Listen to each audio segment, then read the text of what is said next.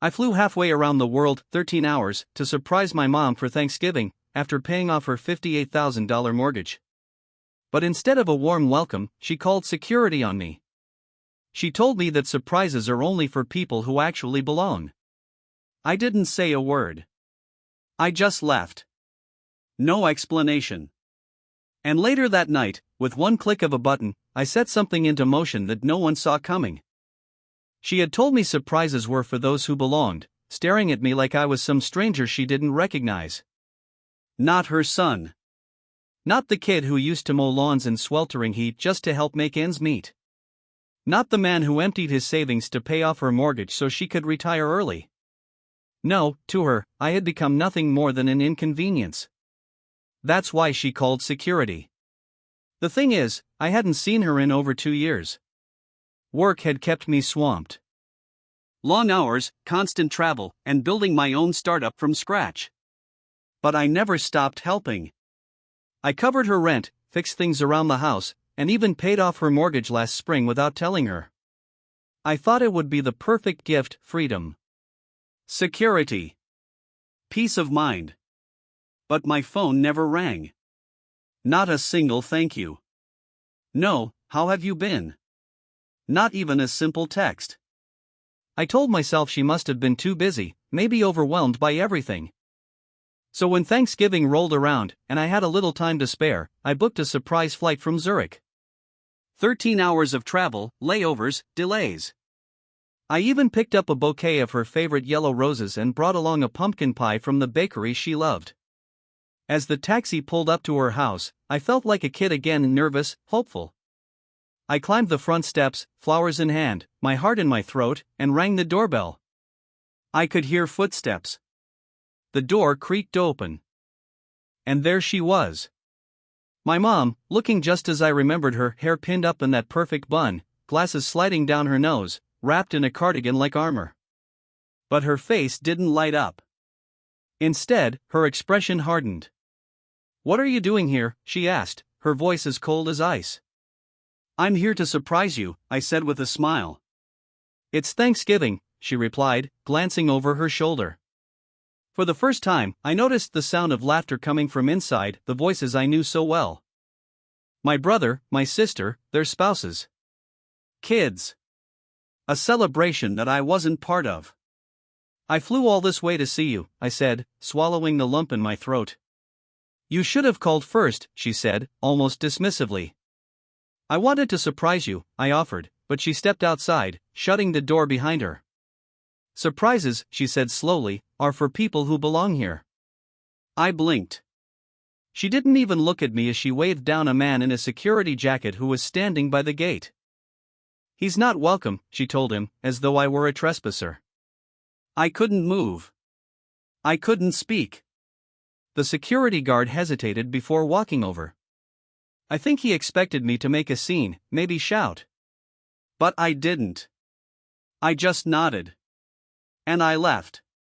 Dragging my suitcase behind me, pie in one hand, roses in the other. I didn't look back. I didn't say another word. But that night, in my hotel room, I pressed one button. And I set something into motion that none of them could have predicted. It wasn't just about Thanksgiving. It had started long before that. I just hadn't been ready to see it. When Dad passed away 5 years ago, everything changed. Not all at once. It was quiet.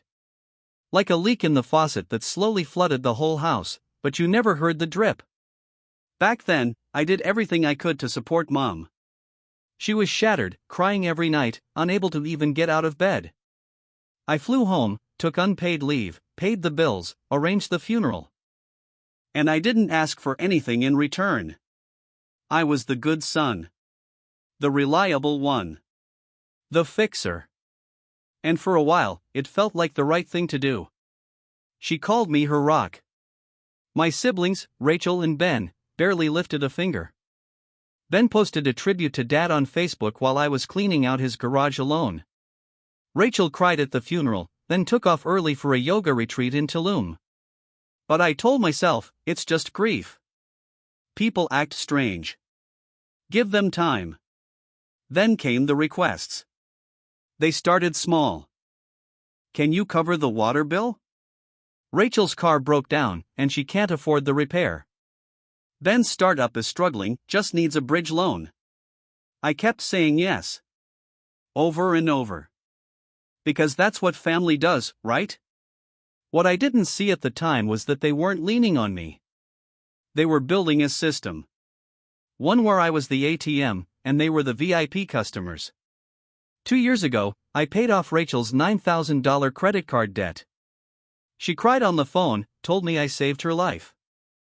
A month later, she posted Instagram stories from a beachside Airbnb with the caption, "Manifesting luxury."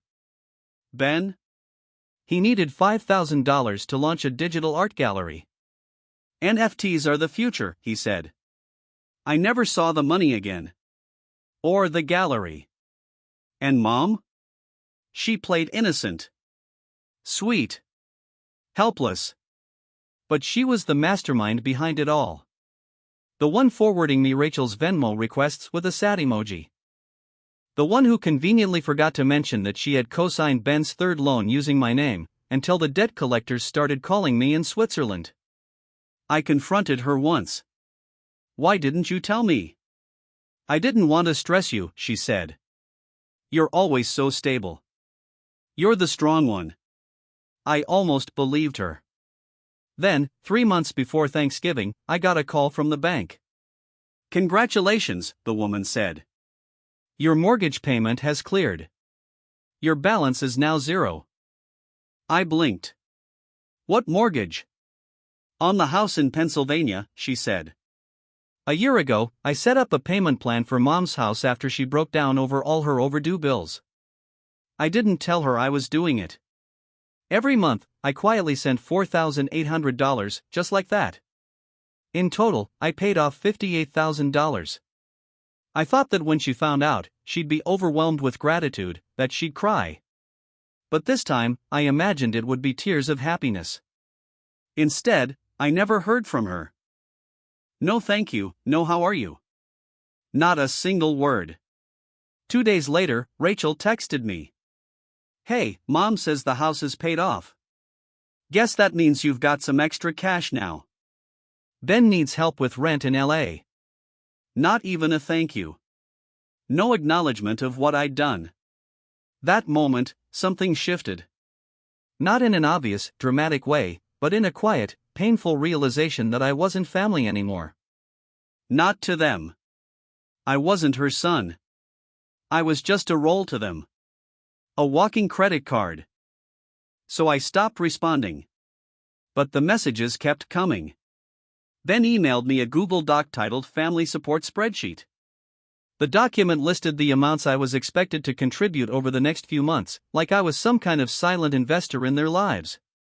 Rachel sent me a screenshot of flights to Paris and asked if I could gift her the miles. And Mom? She forwarded me an estimate for a kitchen renovation, $22,000, with a subject line that read, "You always said you wanted me to live comfortably."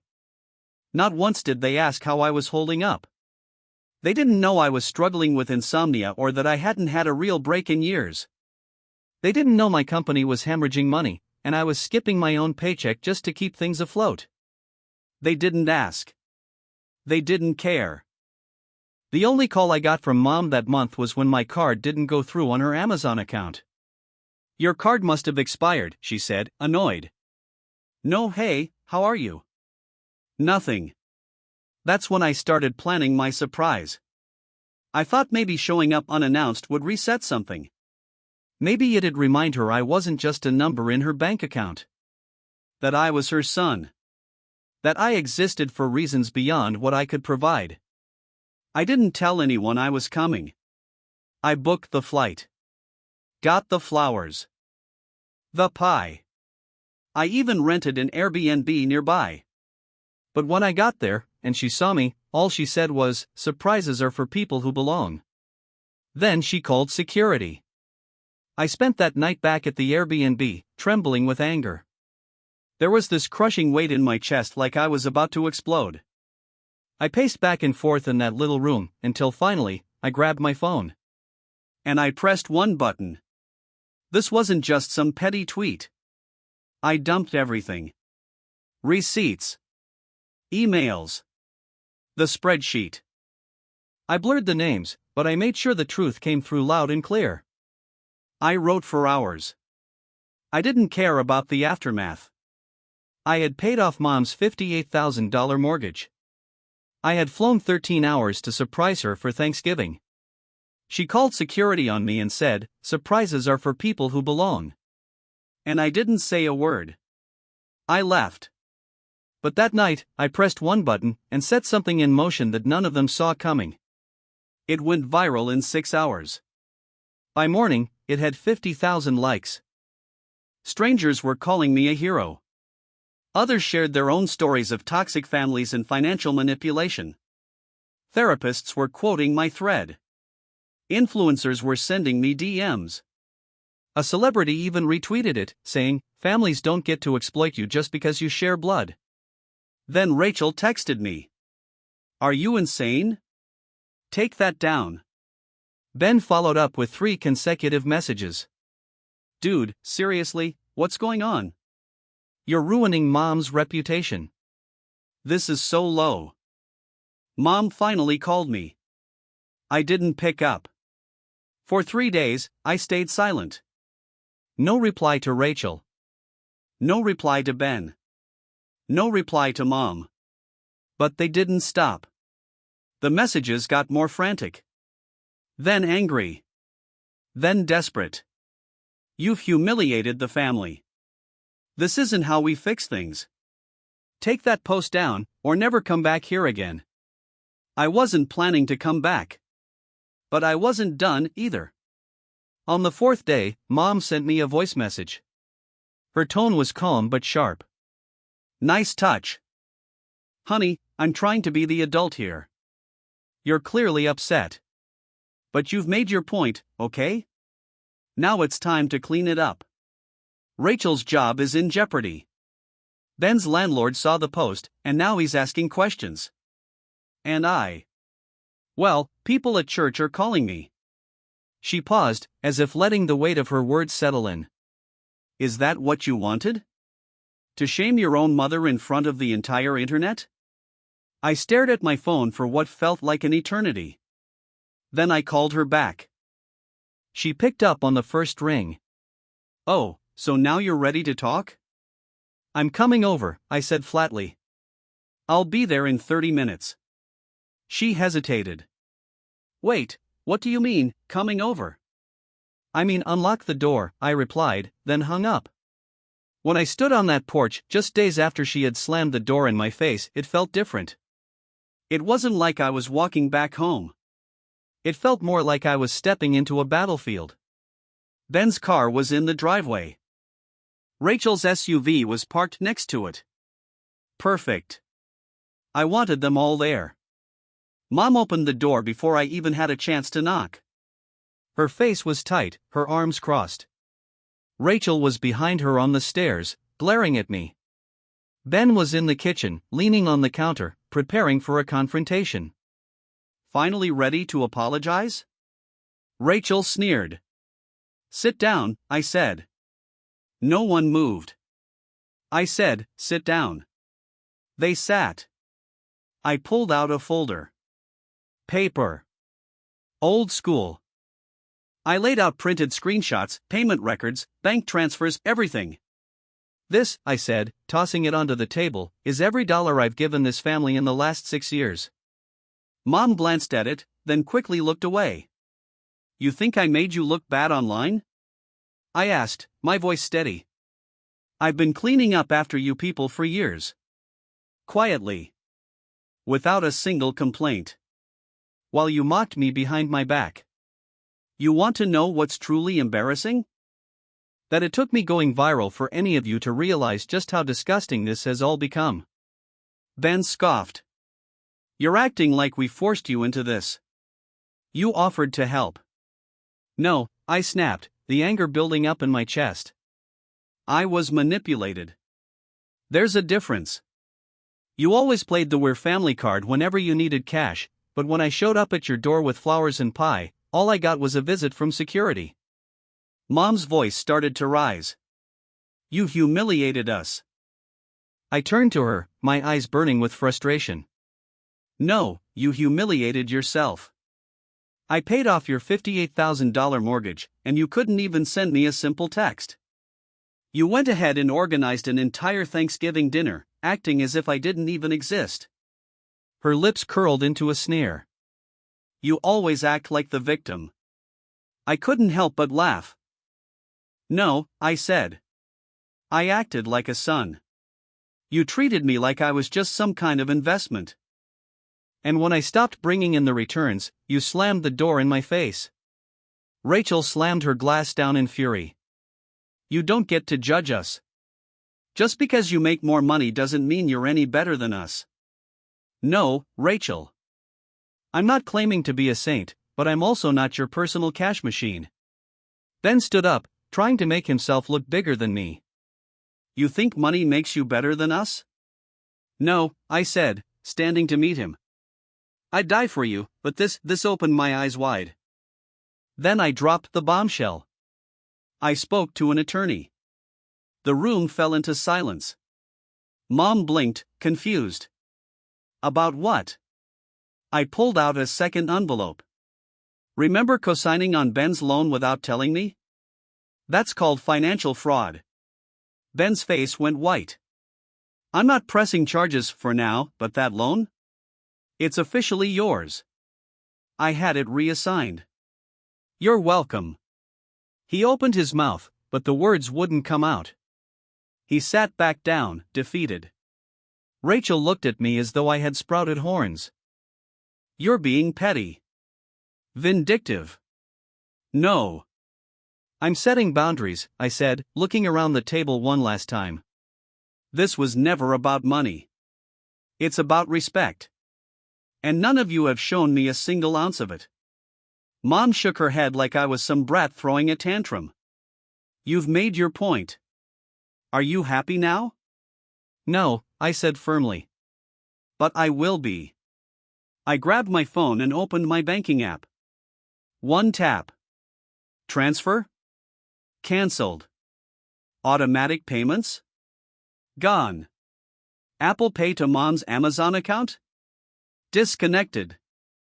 Ben's backup credit card email? Deleted. I smiled. Happy Thanksgiving. Then I walked out again, but this time, I didn't do it quietly. When I left that house for the second time, I didn't cry. I didn't even flinch. Something inside me had burned away to nothing, and what rose from those ashes wasn't sadness, it was clarity. I was done. Done being the reliable one. Done being the strong one, while they drained me dry with fake smiles and empty promises. That night, I turned off my phone and poured myself a drink at the Airbnb. My phone kept buzzing, the notifications flooding in. My story had passed 100,000 shares. People from all over the world were messaging me. Strangers were calling me brave. Therapists were posting threads about emotional enmeshment. Reporters wanted to interview me. But none of that hit me the way one single comment did. The people who call you cruel are the ones who've been feeding off your silence. I read that line over and over. It struck me because it was true. The next morning, I boarded my return flight to Zurich. As the plane ascended, so did the weight on my chest. For the first time in years, I wasn't stressing over how much money I had left to send to someone. I wasn't scanning my inbox for another Venmo request dressed up as a family emergency. I just stared out the window and exhaled. And then, nothing. Silence. Glorious, aching silence. No texts from Mom. No guilt trips from Rachel. No urgent calls from Ben. Not because they didn't try. I had blocked all of them. The first week back felt unreal. I kept expecting that familiar guilt, like some invisible hand would twist my insides. But it never came. Instead, I felt a kind of peace. I worked without distraction. Slept through the night for the first time in ages. Took a walk at 2 a.m. just because I could.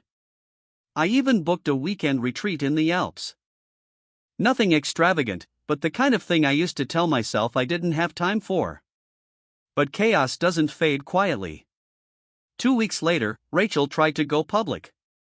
She posted a passive-aggressive rant about how family shouldn't be transactional, making vague references to someone using the internet for attention. Her friends cheered her on.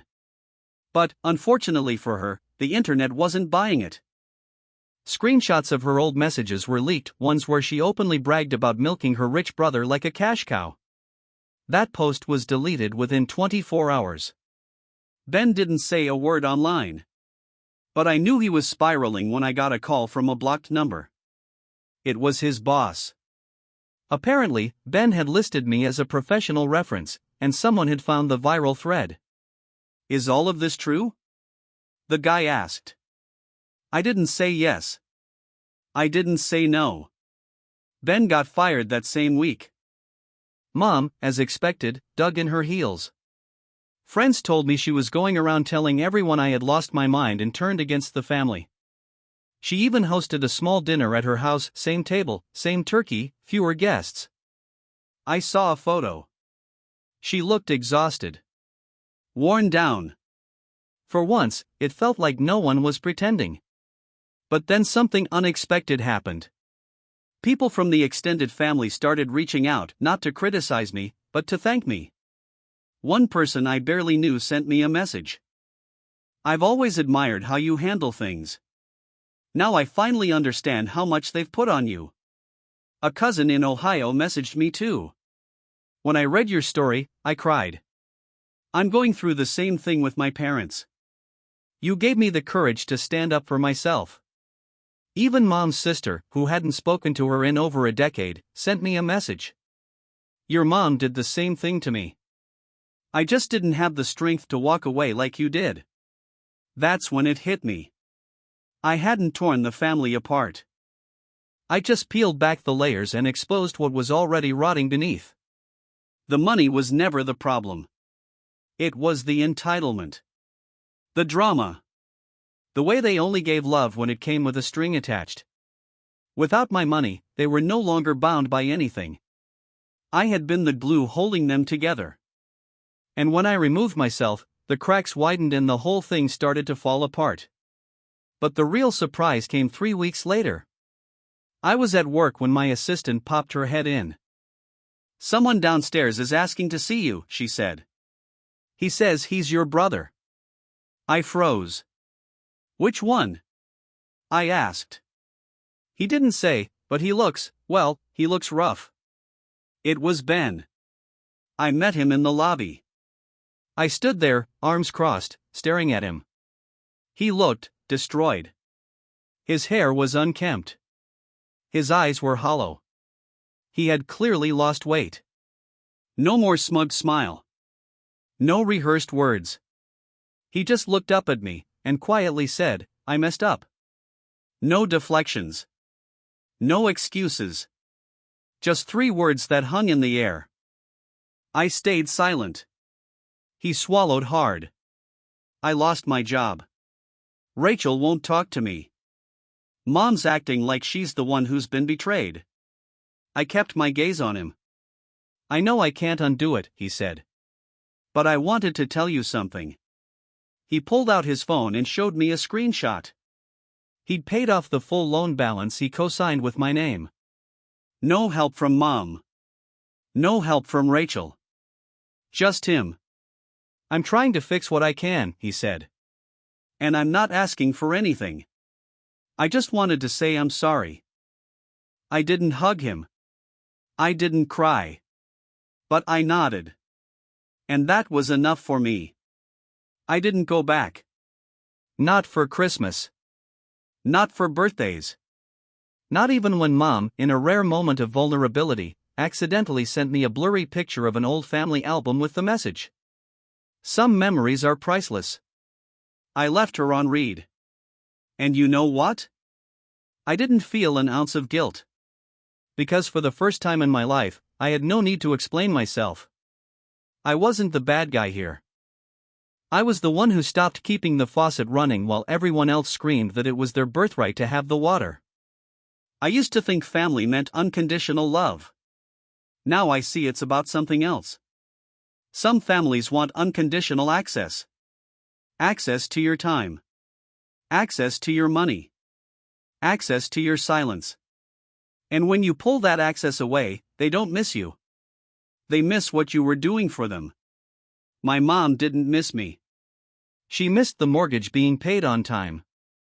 Rachel didn't miss her brother. She missed the free flights, the Venmo transfers, the constant, "Hey, can you just?" Then, Ben finally understood. But only because life told him no the way I never could. I'll never forget the last message Mom sent before I blocked her for good: "You were always the difficult one. Maybe if you just tried harder, we wouldn't be here." I laughed so hard I nearly dropped my phone.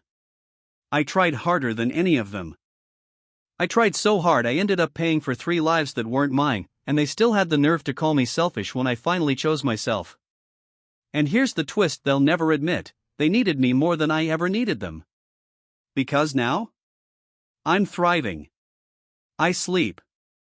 I hike. I eat food that actually tastes good because it's for me. I booked a whole month off next spring. No emergencies to plan for. No accounts to drain because of someone else's mess. People ask if I regret going public with my story. Not for a second. Because sometimes, shame is the only language abusers understand.